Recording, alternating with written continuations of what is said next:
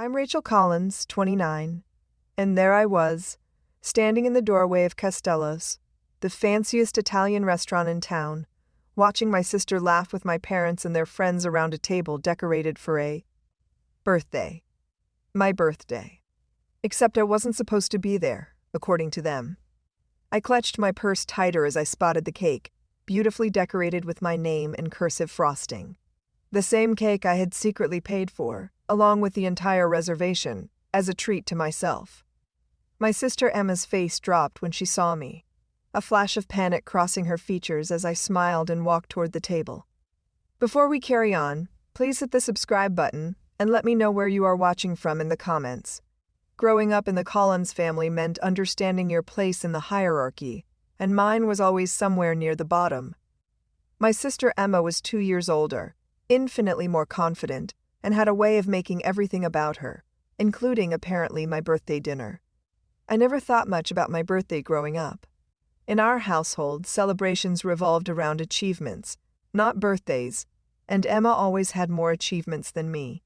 Report cards, dance recitals, debate team victories, you name it. She was the golden child, and I was, well, just Rachel. The quieter one. The responsible one. The one who would understand if plans changed last minute. This year was supposed to be different. I had recently received the promotion at the marketing firm where I worked for 5 years, climbing from administrative assistant to account manager through sheer determination. It wasn't glamorous like Emma's job as a television news reporter, but it was mine, and I was proud of it. The promotion came with a substantial raise, and for once, I wanted to celebrate properly. I planned to treat my family to dinner at Castello's, the restaurant we could never afford growing up. My parents had taken Emma there when she graduated college, and I remembered how they talked about it for months afterward. I made the reservation 3 months in advance, paid a deposit, and even ordered a custom cake. I wanted everything to be perfect. 2 weeks before my birthday, my mother called.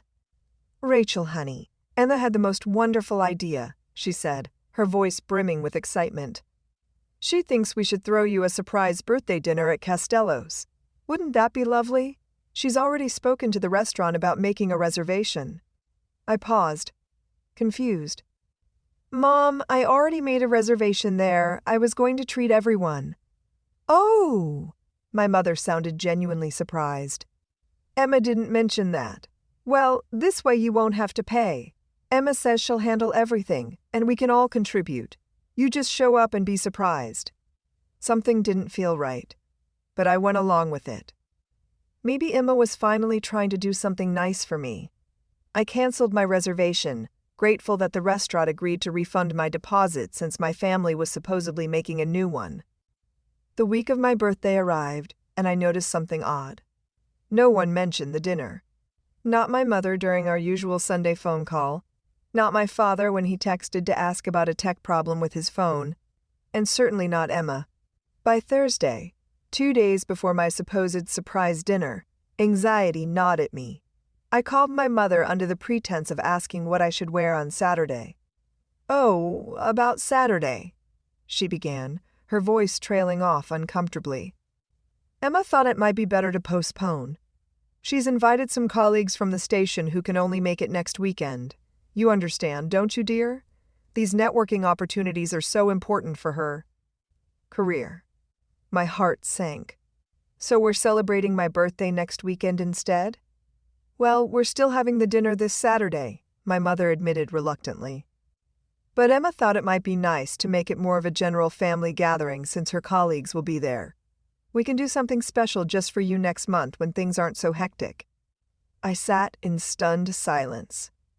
They were still having the dinner, at the restaurant I chose, on my birthday, but it was no longer my birthday dinner. And I was effectively uninvited. "I see," was all I could manage. "You're not upset, are you, Rachel?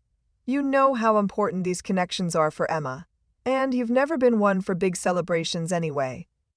That was the moment something inside me snapped.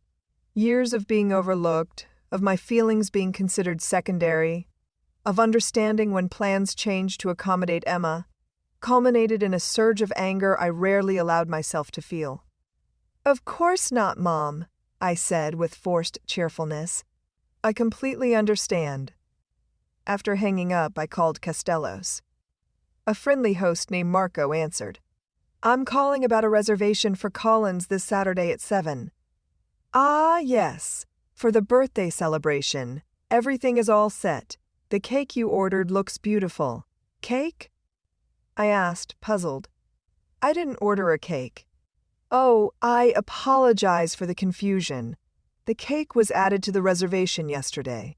A vanilla sponge with raspberry filling and Happy Birthday Rachel written on it. And we've noted that the final bill should be directed to you, as requested." The realization hit me like a truck. Not only had they commandeered my birthday dinner and uninvited me, but Emma had also somehow managed to put the bill in my name. She probably knew I had originally planned to pay for everyone and used that information when making the new reservation. "I see," I said, my voice eerily calm despite the rage building inside me. "And who made these arrangements?"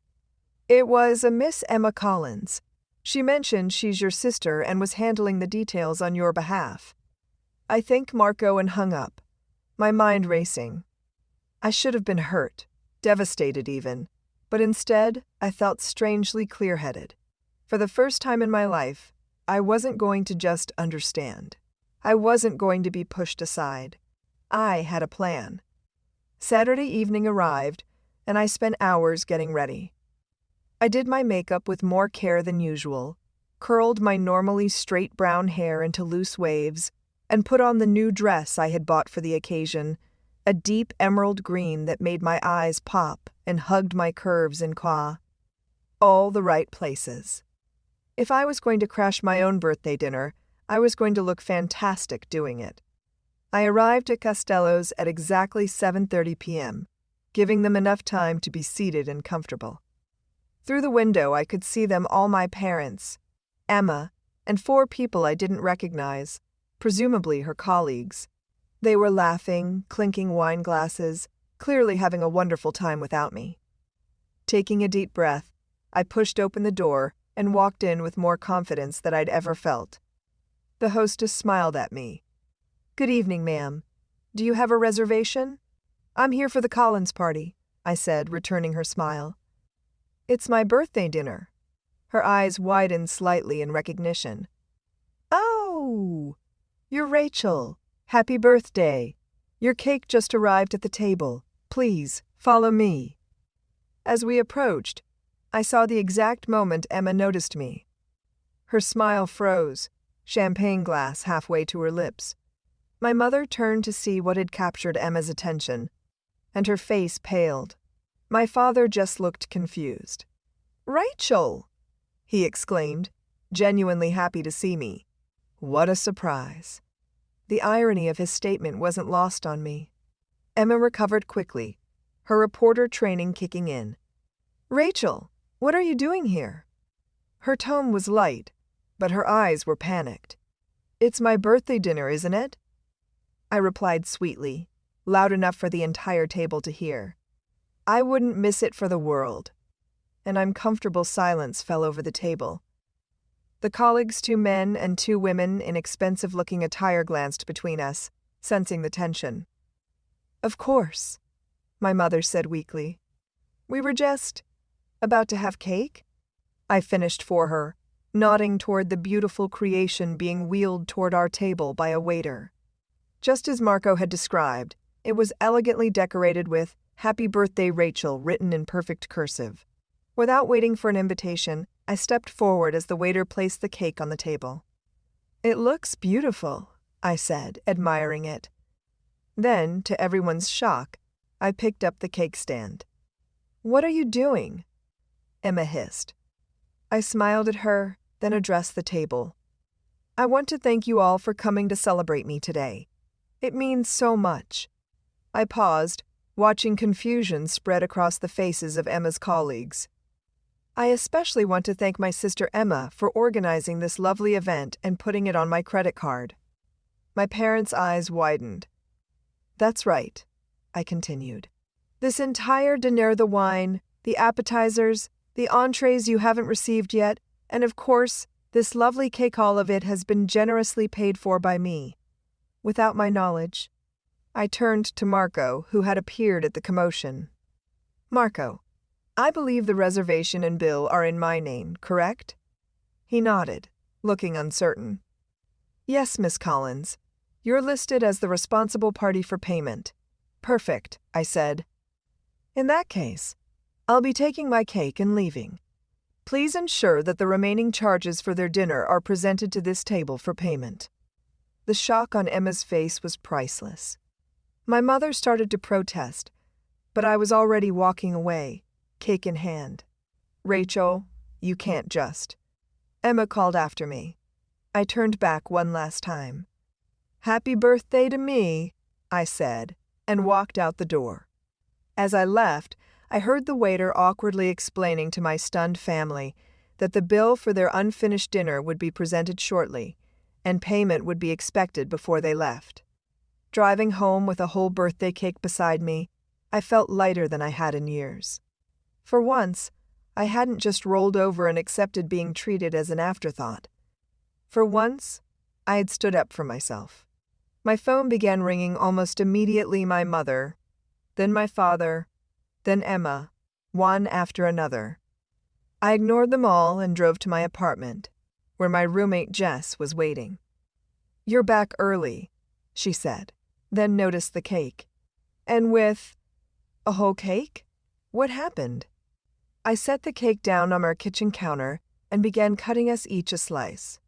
Let's just say I finally got my just desserts. And as we sat eating birthday cake in our pajamas, I knew something fundamental had changed. This wasn't just about a ruined birthday dinner. This was about finally recognizing my worth and refusing to be diminished any longer. It was, in many ways, the best birthday gift I could have given myself. The next morning, I woke up to 27 missed calls and a flood of text messages. My mother was disappointed in my behavior. My father wanted to know what had gotten into me. Emma vacillated between anger and attempts at justification. I read through them all while sipping my coffee, surprisingly calm. In the past, the thought of family conflict would have sent me into an anxiety spiral. Now, I felt oddly at peace with having disrupted their plans. I decided to respond only to my father, the least culpable of the three. Dad, I found out that Emma put my own birthday dinner on my credit card after convincing you all to uninvite me. I think I showed remarkable restraint by only taking the cake. Love you, but I need some space. Right now. He called immediately. Unlike my mother and sister, my father had always been more straightforward, less prone to manipulation. Rachel, he began when I answered, his voice heavy with regret. I had no idea the dinner was charged to you. We were told Emma had arranged everything. And uninviting me from my own birthday dinner? Did you know about that too? He sighed deeply. Your mother mentioned that you had agreed to postpone your celebration.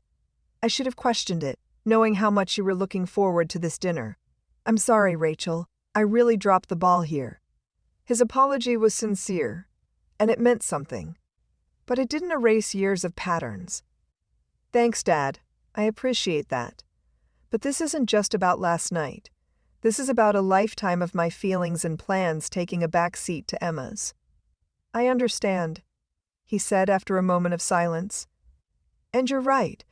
We haven't been fair to you, your mother and I. We've always worried more about Emma because she seemed to need more attention. You were always so capable, so self-sufficient. We took advantage of that. It was the most honest conversation I'd ever had with my father, and despite everything, it felt good. I need some time, I told him. I love you, but I need to figure out what kind of relationship I want with the family moving forward. I respect that, he replied. Just know that whenever you're ready to talk, I'll be here, and I'll work on doing better. After hanging up, I felt a wave of emotion hit me. It wasn't regret I still believed I had done the right thing, but rather a kind of grief for the family dynamic I had always wished for but never had. Jess found me crying at the kitchen table and immediately sat down beside me, placing a comforting hand on my shoulder. "Want to talk about it?" she asked gently. So I told her everything, not just about the birthday dinner fiasco, but about growing up in Emma's shadow, about the constant expectation that I would accommodate everyone else's needs while my own were treated as optional. "Rachel," Jess said when I finished, "what you did last night wasn't just badass.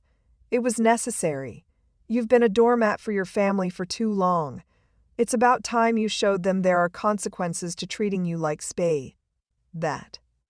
I managed a small smile. It did feel pretty good. I bet it did. And just think Emma had to explain to her fancy work colleagues why her sister stormed out with a birthday cake and left them with the bill. That's a humiliation she won't forget. Anytime soon. We both laughed at the image, and I felt my spirits lifting. Jess was I had finally stood up for myself, and while it might cause short-term family drama, in the long run, it might be exactly what our family dynamic needed. Later that day, an email notification popped up on my phone. It was from Costello's restaurant, a receipt for the previous night's dinner. Despite everything, curiosity got the better of me, and I opened it. The bill had been paid in full, not by Emma or my parents, but by Andrew Burke, one of the names I didn't recognize from the table. Presumably one of Emma's colleagues. An additional note from the restaurant manager explained that Mr. Burke had insisted on covering the entire cost after the unfortunate misunderstanding, and had left a generous tip for the staff as well. I wasn't sure whether to laugh or feel mortified. On one hand, some stranger had witnessed my family drama and felt compelled to step in. On the other hand, Emma must have been absolutely humiliated, which, given the circumstances, felt like karmic justice. My phone buzzed with a text from an unknown number. "Hi, Rachel. This is Andrew Burke. I was at your birthday dinner last night. Hope you don't mind. I got your number from the restaurant. I just wanted to check if you're okay and to let you know that dinner was taken care of. No one should have to pay for their own birthday dinner, especially one they weren't even invited to." I stared at the message, unsure how to respond. Who was this guy? And why was he getting involved? Before I could decide, another text came through.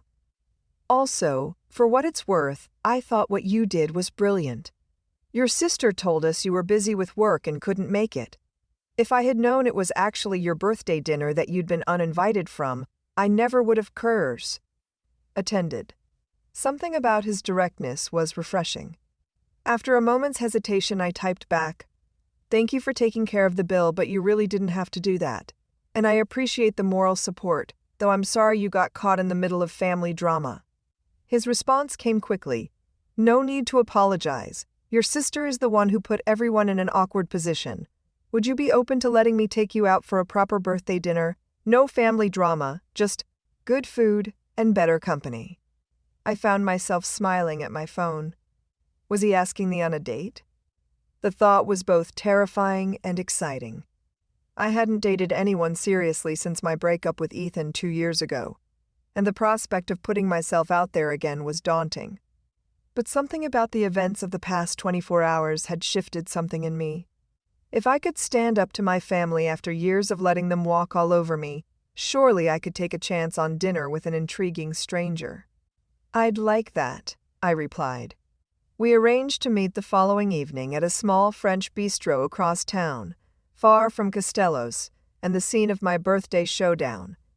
After saying goodbye, I spent a good 20 minutes stalking Andrew on social media, discovering that he was a corporate attorney who had recently moved to town to join the legal team at the television station where Emma worked.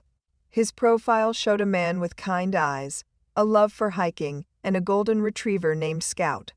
All good signs as far as I was concerned. Just as I was putting my phone down, it rang with Emma's number. I hesitated before answering, still raw from the events of the previous night.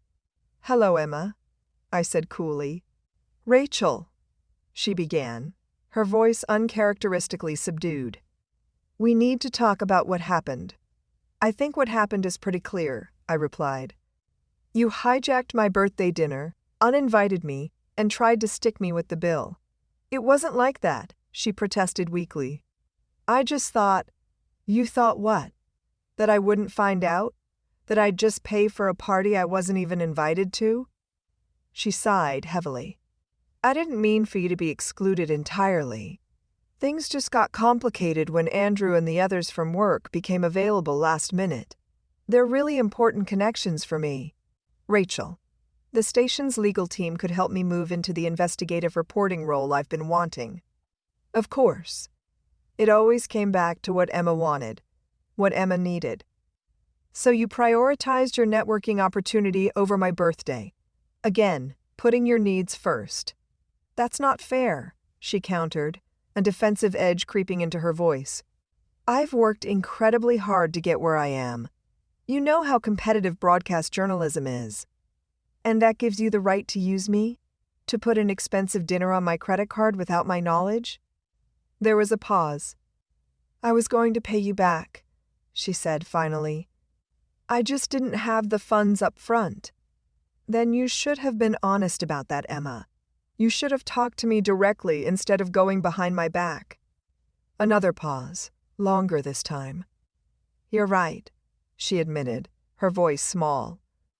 I handled it badly. I'm sorry, Rachel. Truly. It was perhaps the most genuine apology I'd ever received from my sister, and despite everything, it touched something in me. But it wasn't enough to erase years of similar behavior. I appreciate the apology, I said carefully. But Emma, this isn't just about the dinner. This is a pattern. My entire life, I've been expected to accommodate you, to understand when your needs take precedence over mine. I can't do it anymore. So what are you saying? She asked, a note of panic in her voice. That you're done with me? With the family? I'm saying I need space to figure out what kind of relationship I want with you going forward. One where I'm not constantly expected to sacrifice my wants and needs for on below. Yours. She was quiet for a moment. I never saw it that way, she said finally. I never thought about how it affected you. I know, I replied, and that was part of the problem. Emma had never had to consider my feelings because no one, including me, had ever required her to. For what it's worth, she added hesitantly, Andrew Burke hasn't stopped talking about you. He thought what you did was, and I quote, the most refreshingly honest thing he's seen in years. Despite myself, I smiled. He seems nice. He is, Emma confirmed, a hint of her usual mischief returning to her voice. And single, and very interested in getting to know my badass sister better. We ended the call on better terms than I'd expected, with a tentative plan to meet for coffee the following week. It wasn't forgiveness, not yet, but it was a start. The next evening, I found myself sitting across from Andrew Burke at Bistro Margot, a cozy restaurant with soft lighting and the gentle sounds of Edith Piaf playing in the background.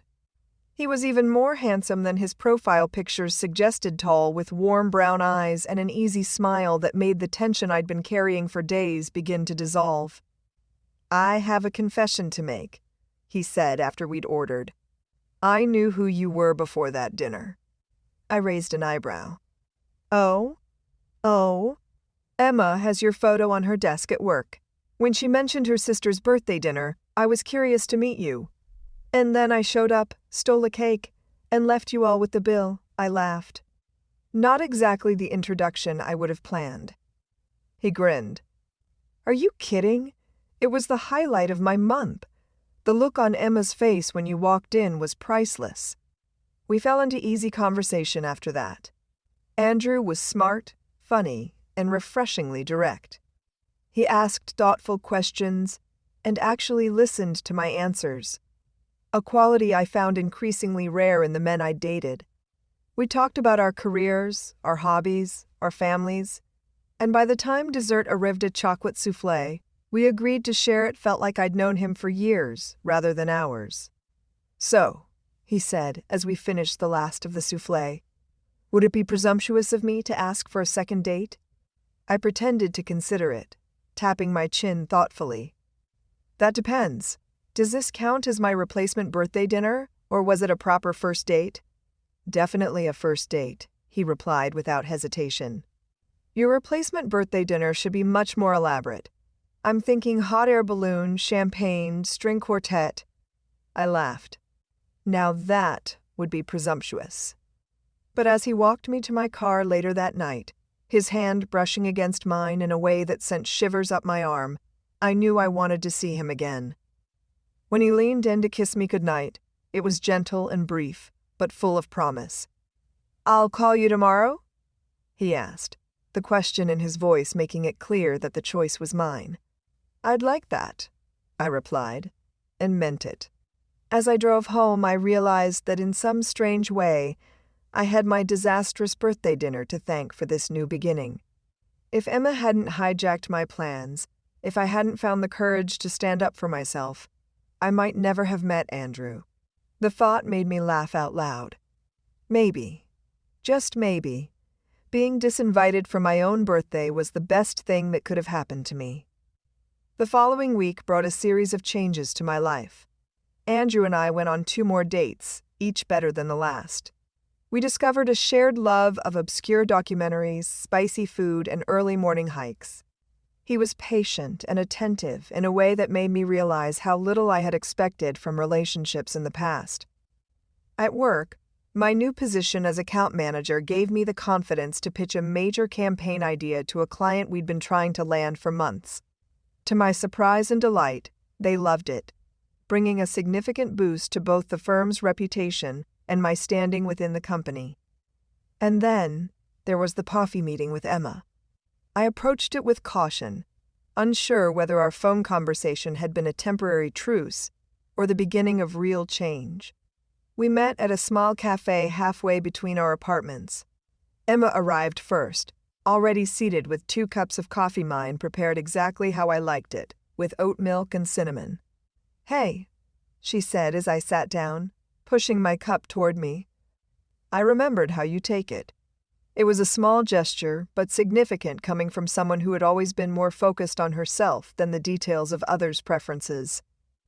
Thanks, I replied, taking a sip. How have you been? She shrugged, looking uncharacteristically vulnerable. Honestly, not great. I've been doing a lot of thinking about what you said, about me always putting myself first. And you're right, Rachel. I've been selfish, especially with you. Her admission caught me off guard. Emma had never been one to acknowledge her flaws, let alone take responsibility for them.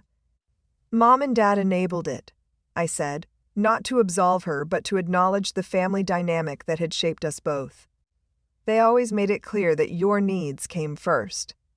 She nodded slowly. I've been thinking about that too. They did, but I never questioned it. I just accepted that that's how things were supposed to be. It never occurred to me to consider how it affected you. We talked for nearly 2 hours, delving into childhood memories and family patterns with more honesty than we'd ever managed before. It wasn't always comfortable. There were tears on both sides, and moments of defensive tension, but it felt necessary and, ultimately, healing. I want to be a better sister, Emma said as our meeting drew to a close. I can't promise I'll get it right immediately, but I'm going to try. That's all I ask, I replied, and meant it. As I left the cafe, I felt lighter, as if a burden I'd carried for years had begun to ease. The relationship with my sister wouldn't transform overnight, but for the first time, I had hope that it could evolve into something healthier, more balanced. My parents were a more complex issue. My father had made several attempts to reach out, each message more thoughtful than the last. My mother, however, remained caught between acknowledgement of the problem and defensive justification of past behaviors. Your sister has always needed more support, she insisted during our first phone conversation after the birthday incident. You were always so independent.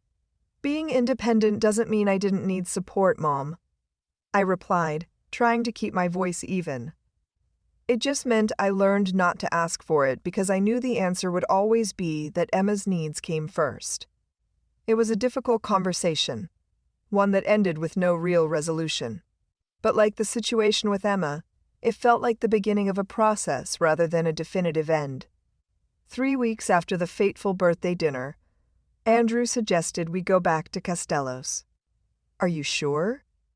I asked, surprised by the suggestion. "Doesn't it seem a bit, I don't know, like returning to the scene of the crime?" He laughed. "That's exactly why we should go. Reclaim it as a positive place. Besides, their tiramisu is incredible, and you never got to try it." So on a warm Friday evening, we found ourselves being led to a table at Costello's. Marco, the host, recognized me immediately, his eyes widening slightly before a professional smile spread across his face. "Miss Collins, welcome back. It's lovely to see you again." "Thank you, Marco," I replied, feeling a blush rise to my cheeks. "I hope there are no hard feelings about last time." He leaned in slightly, lowering his voice. "Not at all. Between us, the staff thought what you did was magnificent. It's not often we get to witness someone standing up for themselves so dramatically." Andrew squeezed my hand as we were seated, a gesture of support that didn't go unnoticed by Marco, who raised an eyebrow approvingly before leaving us with our menus. The evening was perfect-delicious food, excellent wine, and conversation that flowed effortlessly. By the time dessert arrived, I had almost forgotten the tension associated with my last visit to the restaurant. As we were finishing our coffee, Marco approached our table again, this time carrying a small cake with a single candle. "With compliments from the chef," he said, placing it between us. "He says every birthday deserves a proper celebration." The gesture brought unexpected tears to my eyes. "Thank you," I managed, touched by the thoughtfulness. Andrew reached across the table to take my hand. "Happy belated birthday, Rachel." As we left the restaurant, full of good food and wine, I felt a sense of contentment I hadn't experienced in years. The past month had been transformative in ways I never could have anticipated. I had stood up for myself, begun the process of reshaping my family relationships, met someone who valued me, and found a new confidence in my professional life. "What are you thinking about?" Andrew asked as we walked to his car, our hands intertwined. I considered the question, looking up at the stars visible despite the city lights. "I'm thinking that sometimes the worst moments lead to the best changes. If I hadn't been disinvited from my own birthday dinner, if I hadn't finally reached my breaking point, I might still be stuck in the same patterns. I might never have met you." He pulled me closer, wrapping an arm around my shoulders. "Then I guess I owe your sister a thank you card." I laughed. "Let's not go that far." But as we drove through the night, I silently acknowledged that in her own misguided way, Emma had given me an unexpected gift, the push I needed to finally value myself enough to demand better. And that, perhaps, was worth more than any birthday cake. 6 months later, my life had transformed in ways I never could have imagined. Andrew and I were seriously dating, discussing the possibility of moving in together when his lease ended in the fall. My relationship with Emma had evolved into something more balanced, with clear boundaries that she, surprisingly, seemed to respect. My parents were making efforts, to my father more consistently than my mother, but even she was trying in her own way. As my 30th birthday approached, I found myself looking forward to it rather than dreading it. This year, I decided to host a small gathering at my apartment, just close friends, Andrew, and yes, my family. It would be the first time we had all been together since the infamous dinner at Costello's. "Are you sure about this?" Jess asked as we decorated the apartment with simple white fairy lights and vases of fresh flowers. "Mixing your family with friends and Andrew, it's a lot of pressure." "I'm sure," I replied, surprised to find that I meant it. "It's time. Besides, they're all on probation. One wrong move and they're out." The evening of my birthday arrived, and with it, a flurry of nervous energy. Andrew came early to help with last-minute preparations, his calming presence doing wonders for my anxiety. "Everything looks beautiful," he assured me, pulling me into a hug. And if anyone causes drama, I'll personally escort them out. I laughed, leaning into his embrace. My hero. The party began at 7, with my friends arriving first, Jess and her boyfriend Tyler, my coworkers Sarah and Miguel, and a few others from my wider social circle. The atmosphere was relaxed and festive, exactly what I had hoped for. At 7:30, there was a knock at the door. Taking a deep breath, I opened it to find my parents and Emma standing there, each bearing gifts and apprehensive smiles. "Happy birthday, sweetheart," my father said, leaning in to kiss my cheek. My mother handed me a beautifully wrapped package. "We're so happy to be here, Rachel." Emma was the last to enter, holding what looked suspiciously like a cake box. "Before you say anything," she began, "I made it myself. No store-bought cake, no hidden charges, just me in the kitchen for 6 hours yesterday. It's probably terrible, but it's made with sincere apology and sisterly love." The tension I had been carrying in my shoulders began to ease. "Thank you. All of you. Please, come in and meet everyone." To my surprise and relief, the evening flowed smoothly. My father hit it off with Andrew, bonding over their shared love of classic cars. My mother, initially reserved, gradually relaxed as she chatted with Jess about her passion for gardening. And Emma, in a show of genuine growth, engaged with my friends without trying to dominate the conversation or shift attention to herself. As I moved between groups, refilling drinks and ensuring everyone was comfortable, I caught Andrew watching me with a soft expression that made my heart skip. "What?" I asked when I reached his side. He tucked a strand of hair behind my ear. "Just admiring how far you've come. The Rachel I met 6 months ago might have been too anxious about pleasing everyone to enjoy her own party." He was right. In the past, I would have been hyper-aware of my family's comfort, constantly monitoring their needs at the expense of my own enjoyment. Tonight, I was present, engaged, and genuinely having fun. When it came time for cake, Emma's creation turned out to be surprisingly good at chocolate mint confection that earned compliments from everyone. As I blew out the candles, I made a silent wish, not for anything material, but for the continued growth of my newfound self-respect and the relationships that now supported rather than diminished me. Later, as the party wound down and guests began to leave, my mother pulled me aside. "Rachel," she began, her voice unusually hesitant, "I want you to know that I'm proud of you, not just for your job or your accomplishments, but for the person you've become, for standing up for yourself, even when it was us you had to stand up to." Her words caught me off guard. My mother had never been one for emotional vulnerability or direct apologies. "That means a lot, Mom," I replied, giving her hand a squeeze. "Your father and I have been doing some reflecting," she continued. "We weren't always fair to you growing up. We put too much pressure on you to be the easy one, the one who didn't cause problems. I'm sorry for that." I blinked back unexpected tears. "Thank you for saying that."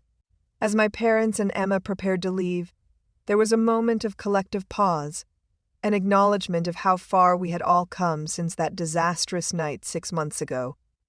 "Next time, let's skip the drama and just enjoy dinner together," Emma said with a small smile, referencing the incident that had changed everything. "I don't know," I replied, returning her smile. The drama had its benefits. I glanced over at Andrew, who was helping Jess clear away some glasses. My father chuckled. "Well, I for one am grateful that we got a second chance. Not everyone does."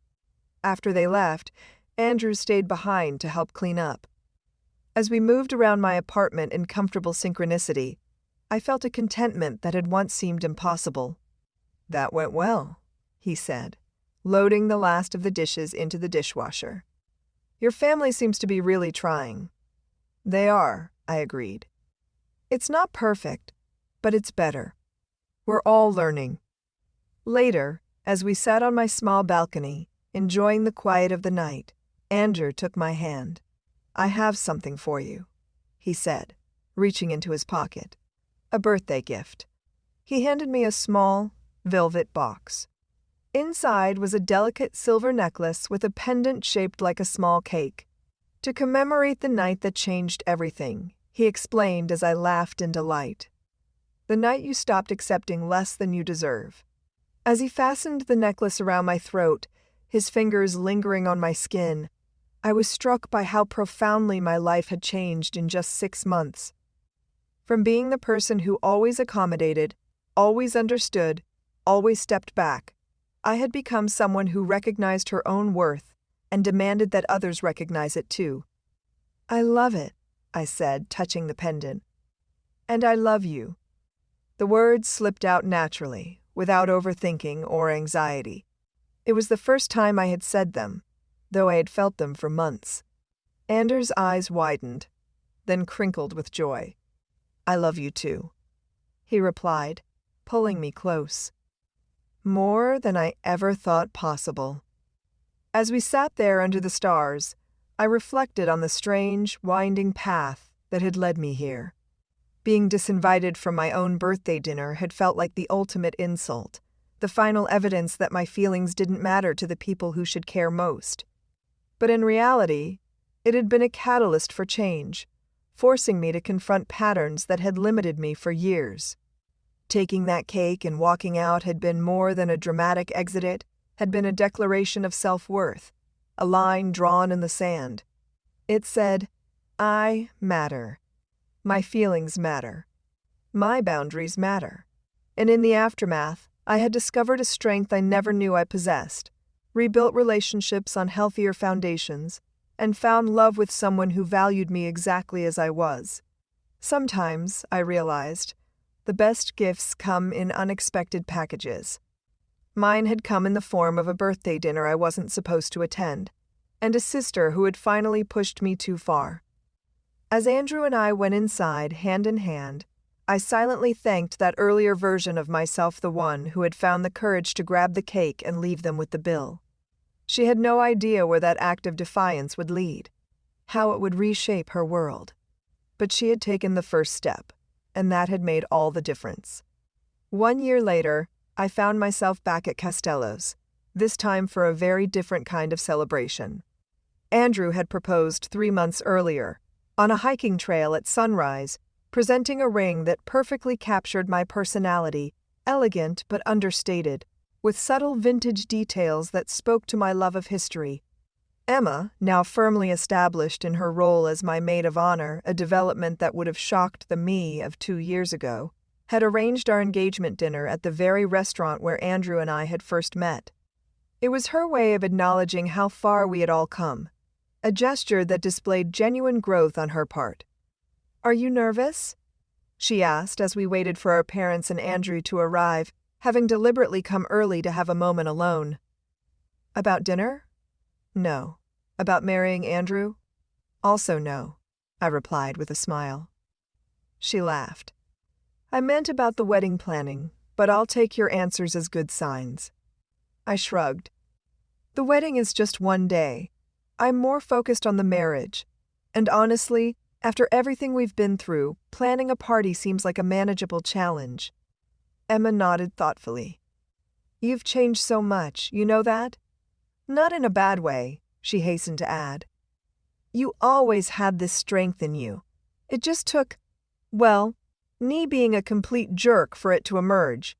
I prefer to think of it as a collaborative growth opportunity," I teased. She rolled her eyes. "Only you could reframe your sister hijacking your birthday dinner as a growth opportunity." We were still laughing when Andrew arrived with my parents in tow. My mother, who had gradually become more demonstrative over the past year, greeted me with a warm hug. "Happy engagement dinner, sweetheart," she said, squeezing my shoulders. "Though I must say, it feels a bit daring to celebrate here, of all places." Andrew winked at me as he took his seat. "We like to live dangerously, don't we, Rachel?" The dinner was everything the previous one should have been, full of genuine conversation, shared joy, and mutual respect. As I looked around the table, at the people who had both hurt and healed me, I felt a deep sense of gratitude for the journey that had brought us here. "A toast," my father said, raising his glass. to Rachel and Andrew, and to second chances. The meaningful look he gave me spoke volumes about his own journey of recognition and repair. To growth and forgiveness, Emma added, raising her glass to meet mine with a soft clink. As we continued our meal, Marco approached with a familiar gleam in his eye. "Ms. Collins, it's always a pleasure to have you here. The chef would like to know if you'll be staying for dessert this time?" Andrew burst into laughter as Emma buried her face in her hands, mortified but amused. My parents, now fully aware of the story of my dramatic exit, joined in the laughter. "Yes, Marco," I replied with a grin. "I believe I will." Later, as Andrew and I walked home hand in hand through the mild spring evening, he pulled me close. "You know, most people have normal how we met stories. Ours involves cake theft and family drama." I smiled, leaning into his warmth. "Would you change it if you could?" He pretended to consider this. "Well, it would have been nice to actually taste that first cake."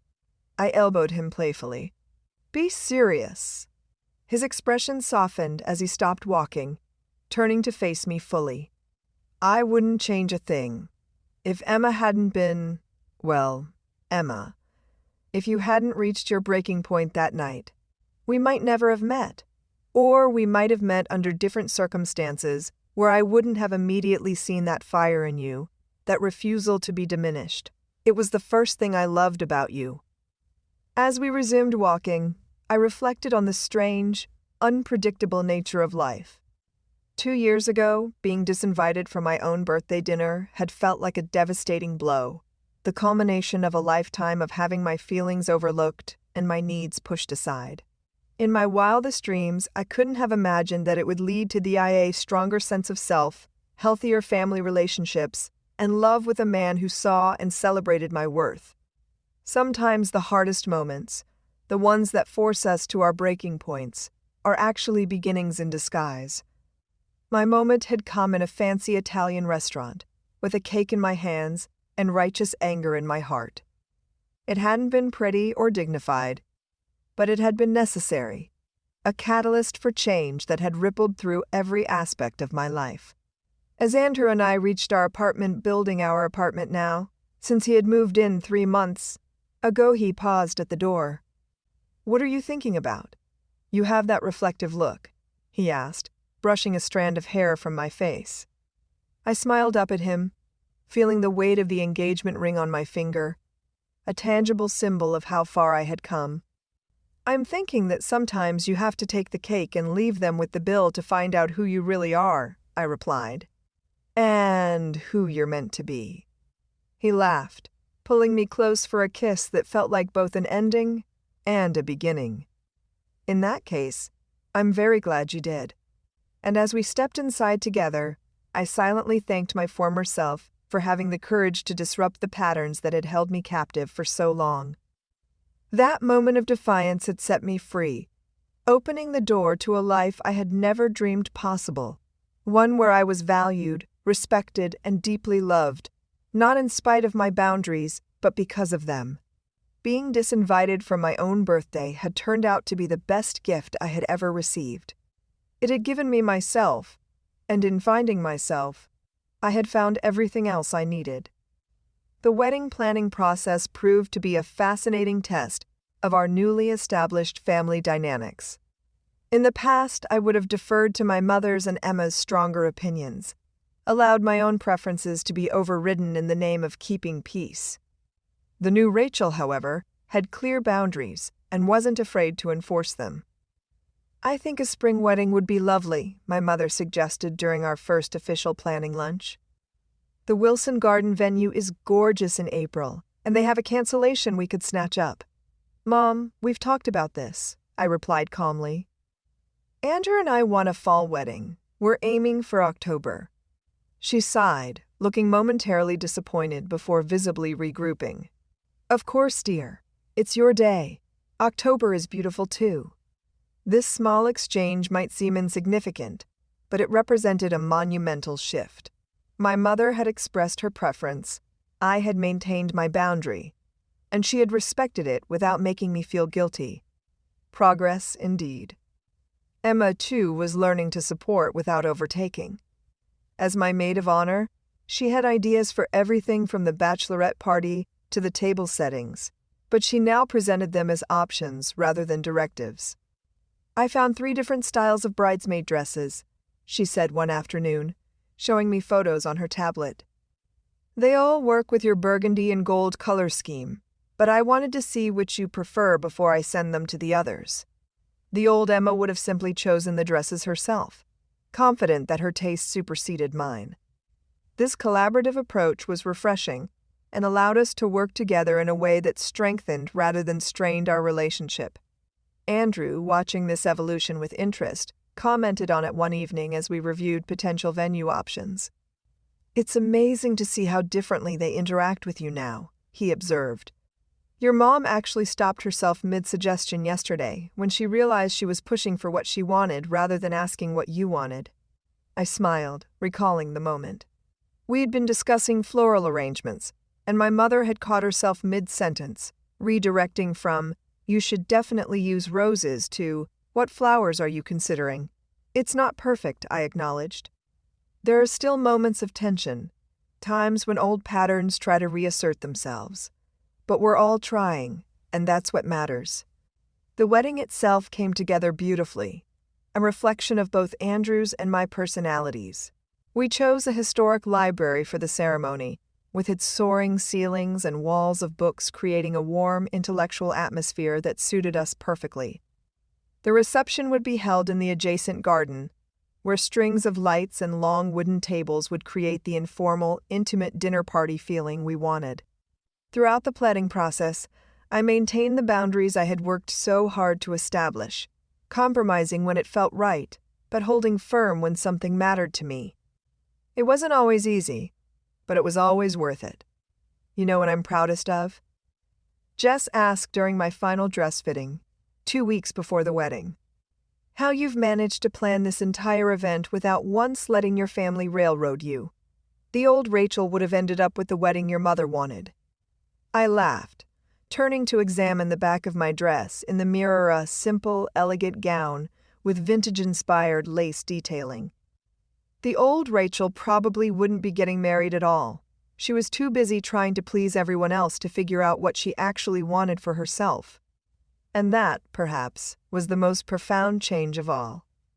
In standing up for myself that night at Castello's, in refusing to accept being sidelined and diminished, I had begun the process of discovering who I truly was and what I truly wanted. That journey had led me here, to a life chosen deliberately rather than accepted passively. The morning of the wedding dawned cool and clear, the October day delivering exactly the crisp, golden atmosphere we had hoped for. As I prepared with my bridesmaids, including Emma, in a suite at the historic hotel adjacent to our venue, a sense of calm certainty settled over me. "No pre-wedding jitters?" Emma asked, helping to arrange my veil. I shook my head. "None. This feels right in a way I can't quite explain. It looks right, too," she said softly. "I've never seen you happier or more confident than you've been since you met Andrew." "It's not just Andrew," I replied, meeting her eyes in the mirror. "It's everything that led to him. Standing up for myself, rebuilding our relationships, finding my voice. Andrew is a wonderful part of my life, but the foundation had to be laid first." Emma's eyes filled with unexpected tears. "I'm sorry I was such a terrible sister for so long," she whispered. I turned to face her directly. "You weren't terrible. We were caught in patterns that weren't healthy for either of us. But look at us now." She smiled through her tears. "Look at us now," she echoed. The ceremony itself passed in a blur of emotion and joy. I will always remember the look on Andrew's face as I walked down the aisle on my father's arm, the way his eyes shone with love and certainty. I will remember the warm weight of his hands holding mine as we exchanged vows, the solid presence of him beside me as we were pronounced husband and wife. The reception was exactly what we had envisioned, intimate despite the 100 guests, filled with good food, better conversation, and the kind of dancing that leaves you breathless and laughing. As the evening progressed, I found myself watching my family with a sense of quiet wonder. My father, who had always been somewhat withdrawn, was engaging enthusiastically with Andrew's college friends, sharing stories and genuinely enjoying himself. My mother, usually concerned with appearances and propriety, had kicked off her shoes to dance with her sisters, her face alight with unself-conscious joy. And Emma, my once competitive, always center-stage sister, was making sure everyone's glasses were filled and needs were met, taking photos for couples, and introducing people who might not know many others. "Penny for your thoughts, Mrs. Burke," Andrew said, appearing at my side with a fresh glass of champagne. I smiled at the new name. Still unfamiliar but welcome. "I was just thinking about how far we've all come. How different things are now compared to 2 years ago." He followed my gaze to where my family was scattered throughout the reception, each in their own way contributing to the celebration rather than dominating it. "All because you decided you deserved better," he said, clinking his glass against mine. "All because you took the cake." Later, as the party began to wind down, Anna clinked a spoon against her glass, calling for attention. "As the maid of honor, it's my privilege to give a toast," she began, her voice clear and confident. "But first, I want to acknowledge something. 2 years ago, I made a terrible decision that hurt my sister deeply. I tried to exclude her from her own birthday celebration for my own selfish reasons." A murmur ran through the crowd, many of whom knew the story by now. Instead of accepting that treatment, Rachel did something that shocked us all. She showed up anyway, took her birthday cake, and left us with the bill. Emma paused as laughter rippled through the audience. It was the moment that changed everything, not just for her, but for our entire family. It forced us to confront patterns that had been harmful for years, and it set my sister free to become the incredible woman standing before you today. She raised her glass higher. "So my toast is this. To Rachel and Andrew, may your marriage be filled with love, respect, and the courage to always claim what's rightfully yours, be it a cake, a voice, or a place at the table. And should anyone try to diminish you," she added with a wink in my direction, "may you always have the strength to walk away with the dessert." The crowd erupted in cheers and laughter as I wiped away tears, touched by my sister's words and the genuine growth they represented. As the evening came to a close, Andrew and I slipped away to the vintage car that would take us to the airport for our honeymoon. Before getting in, I turned to throw my bouquet, watching as it sailed through the air and landed squarely in Jess's surprised hands. "Called it!" Emma shouted, high-fiving my mother in a display of camaraderie that would have been unimaginable 2 years ago. As we drove away amid a shower of flower petals, Andrew pulled me close. "Happy ending?" he asked, his voice soft in my ear. I thought about the journey that had brought us here, the pain and anger of being excluded, the liberating fury of taking that cake and walking out, the difficult conversations and gradual healing that followed. I thought about the person I had become through it all. Stronger, clearer, more authentic. "Not an ending," I corrected him, resting my head on his shoulder. "A beginning that was only possible because I finally stood up for myself." He smiled, pressing a kiss to my forehead. "Well then, to new beginnings. And to birthday cakes that change everything." As our car disappeared into the night, I silently thanked that moment of crisis that had ultimately led to so much growth. Being disinvited from my own birthday had hurt deeply at the time, but it had ultimately given me something invaluable, the recognition of my own worth and the courage to demand that others recognize it too. Some lessons come wrapped in unexpected packages. Mine had come in the form of a birthday cake with my name on it, a dinner I wasn't supposed to attend, and the realization that sometimes walking away is the most powerful step forward you can take. 5 years later, I stood in the backyard of our newly purchased home, watching as Andrew chased our 3-year-old daughter Lily around the garden. Her laughter, pure and uninhibited, filled the air as she dodged her father's playful attempts to catch her. "Careful, the cake, you two," I called out, smiling as I put the finishing touches on the picnic table. It was Lily's birthday, and we had opted for a small family celebration rather than the elaborate parties that had become common among her preschool friends. Did someone say cake? Emma appeared at the gate, carrying a brightly wrapped gift. Behind her was her fiancé, Michael, whom she had met through work 2 years ago. Their relationship had developed slowly and thoughtfully, a far cry from Emma's previous pattern of whirlwind romances that burned hot and fizzled quickly. "Aunt Emma," Lily squealed, abandoning her game with Andrew to run full tilt into her aunt's arms. Emma scooped her up, covering her face with kisses. "Happy birthday, Munchkin. Are you ready for presents?" My parents arrived shortly after, my father carrying a wooden dollhouse he had spent months crafting in his workshop. Retirement had revealed a talent for woodworking that had surprised us all, and he had thrown himself into creating heirloom-quality toys for his granddaughter. "It's beautiful, Dad," I said, running my fingers over the intricate details of the little house. He beamed with pride. Nothing but the best for my Lily. My mother, meanwhile, had brought a handmade quilt, each square representing something significant in Lily's young life: her birth date, favorite animals, the hospital where she was born, the music she loved to dance to. It was thoughtful and personal, in a way that reflected how much my mother had grown in her ability to see and celebrate the individuality of others. As we gathered around the table for lunch, I took a moment to appreciate the scene. This was what family could be, at its best: supportive, loving, respectful of boundaries and differences. It had taken work to get here. Years of honest conversations, setting and maintaining boundaries, forgiving past hurts without erasing them. "Speech," Andrew called out as I carried the small birthday cake to the table, 3 candles flickering in the gentle breeze.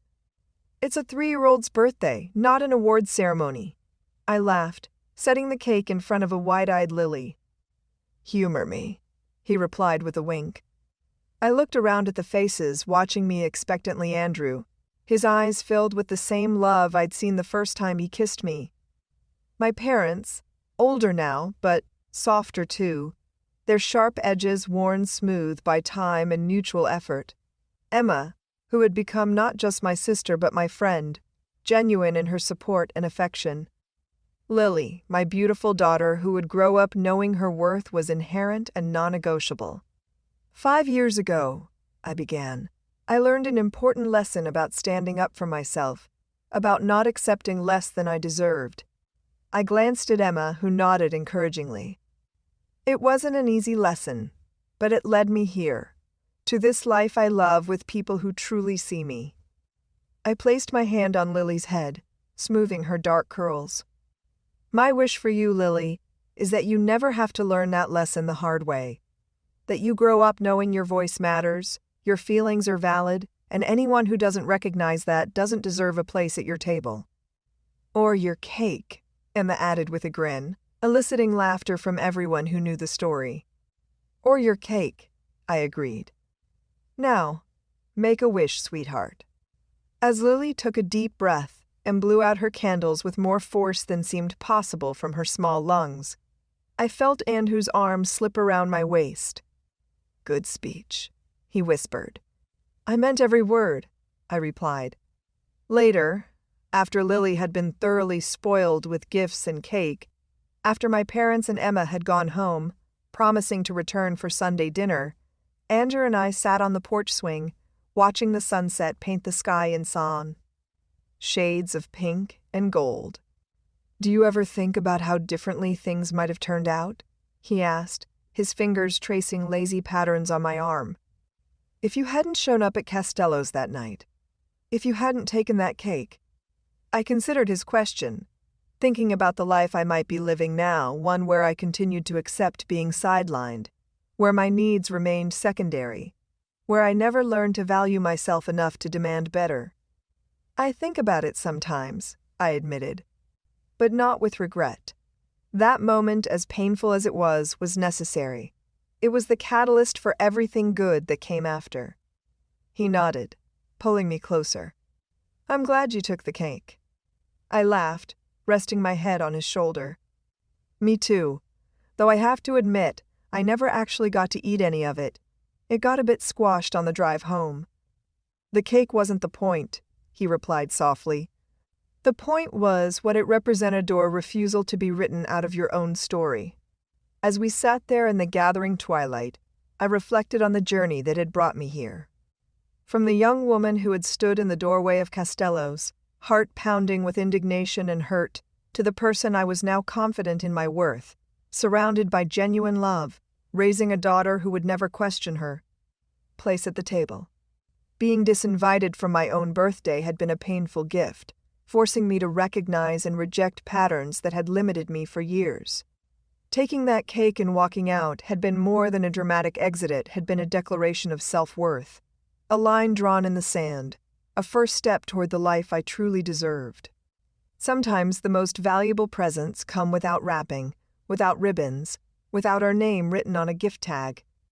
Sometimes they come in the form of difficult moments that force us to choose between continuing as we are or standing up for something better. I had chosen better, and that had made all the difference. You know, Andrew said, breaking the comfortable silence, Lily's going to want to hear that story someday.